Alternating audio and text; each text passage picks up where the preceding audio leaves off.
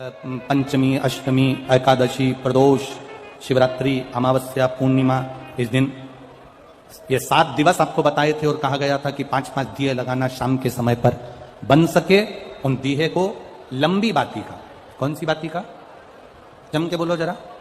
लंबी बाती का। आपको पहले भी कथा में कहा, लंबी बाती का जो दिया होता है, लंबी बाती का जो दीप होता है, वो दीप हमारे जीवन में वंश की भी वृद्धि करता है।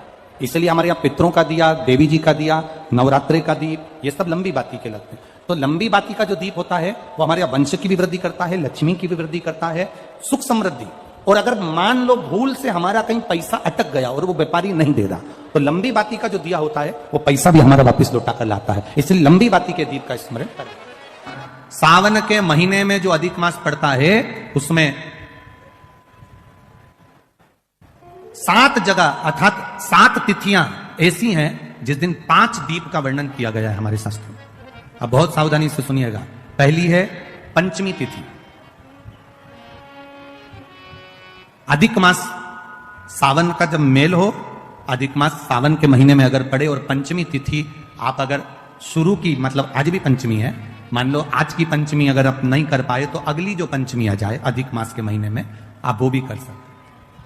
पंचमी, अष्टमी, एकादशी, प्रदोष, शिवरात्रि, अमावस्या, पूर्णिमा, ये 7 तिथियां हमारे यहां सावन के अधिक मास का जो संजोग होता है, इसमें ये 7 तिथियां, फिर से बोलो, पंचमी, अष्टमी, एकादशी, प्रदोष, शिवरात्रि, अमावस्या, पूर्णिमा, ये वो तिथियां हैं 7 जिन तिथियों में अगर हम 5 दीप घृत के, घी के 5 दिए अगर अपने दरवाजे के बाहर केवल भगवान की भक्ति के लिए, शिव तत्व की प्राप्ति के लिए, वैसे तो दीप लगाना चाहिए तुलसी के क्यारे के पास लगा दो, मंदिर में लगा दो, या शिवालय पर लगा दो, या देवालय पर लगा दो। और इस कीचड़ पानी में अगर कहीं ना जा पाओ, अगर पानी वानी बरस रहा है, जगह जगह बहुत पानी है, भले इधर क्षेत्र में इतना ना दिख रहा हो पर अन्य क्षेत्रों में बहुत पानी है, तो कोई ना जा पाए तो भगवान का स्मरण कर कर उन दीप को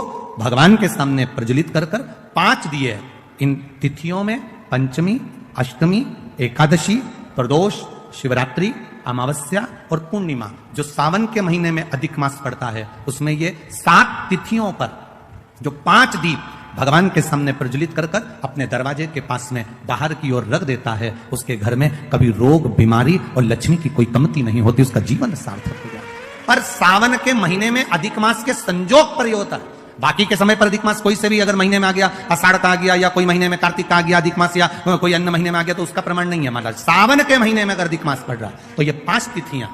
अब कई लोग कहते हैं गुरुजी पंचमी हम 2 लें, 2 पंचमी आएगी, 2 एकादशी का वर्णन आ जावे, तो हम कौन सी? तो यहां एक भी अगर आप कर रहे हो 7 तिथियों में से एक भी, अगर ये नहीं कर पाओ तो अगली कर लो, अगली नहीं कर पाओ तो ये स्मरण में रहकर डॉक्टर का पीछा ही नहीं छूट रहा हो, तो शिव महापुराण, विष्णु पुराण और स्कंद पुराण में जो पुरुषोत्तम कथाओं का वर्णन किया गया है, एक आटे का दिया, उसमें 4 बत्ती,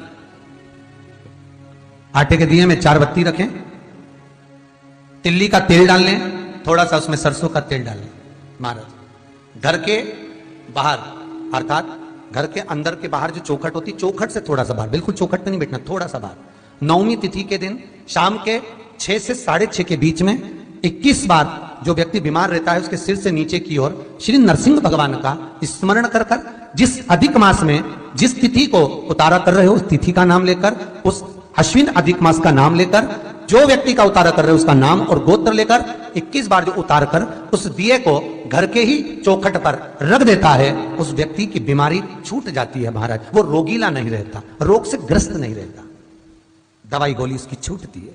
कभी ये डॉक्टर को दिखा लो, कभी वो डॉक्टर को दिखा लो, कभी यहां दिखाओ, कभी वहां दिखाओ, उससे छुटकारा मिलता है। डॉक्टर का संवाद कर रहा, शिव तत्व कर रहा, 3 जगह पर नारी को पवित्रता का भाव वर्णित कर दिया। अब जितनी माताएं बैठी हैं वो भी मुख से बोलेंगे। पहला स्थान कौन सा बताया? बच्चा जब छोटा है, गोदी में है, वो बच्चा गंदगी भी कर रहा है तो भी नारी पवित्र है। दूसरा स्थान कौन सा बताया? पति की सेवा अगर पत्नी कर रही है, पति सेवा में लगी है, तो वो